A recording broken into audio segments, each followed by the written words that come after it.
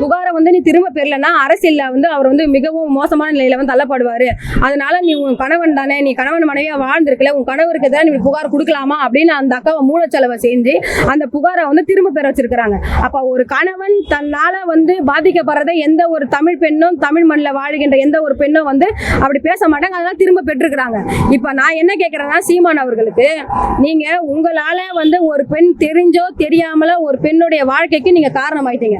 அந்த பெண்ணுடைய கற்புக்கு பாதிக்கப்பட்டதுக்கு நீங்க காரணமாயிட்டீங்க. அப்ப தமிழ்நாட்டில் வாழுகின்ற எந்த ஒரு தமிழ் ஆண்மகனும் நம்மளால ஒரு பெண்ணுக்கு ஒரு வாழ்க்கை இப்படி சின்ன பின்னமாயி நிர்கதியா அந்த குடும்பத்துல எந்த ஒரு ஆண் துணியும் இல்லை, அவங்களுக்கு எந்த ஒரு பின்புலமும் இல்லை, அவங்களுக்கு பேசுறதுக்கு யாருமே இல்லை, இன்னைக்கு நிராயுத பாணியா மருத்துவ ரீதியா அவங்க பாதிக்கப்பட்டு இன்னைக்கு இருக்கிறப்போ ஒரு தலைமைக்கான பண்புள்ள ஒரு தலைவன் இன்னைக்கு தமிழ் மண்ணில் தமிழ் அதாவது 234 சட்டமன்ற தொகுதியிலும் 40 நாடாளுமன்ற தொகுதியிலும் பெண்களுக்கும் ஆண்களுக்கும் சரி பங்கா நீங்க வந்து இடம் ஒதுக்கிற வேட்பாளர் ஒதுக்குற நீங்க உங்களால பாதிக்கப்பட்ட ஒரு பொண்ணுக்கு நீங்க எப்படி நீங்க வந்து இந்த விஷயத்துல வந்து நீங்க சரி கட்டிருக்கணும்.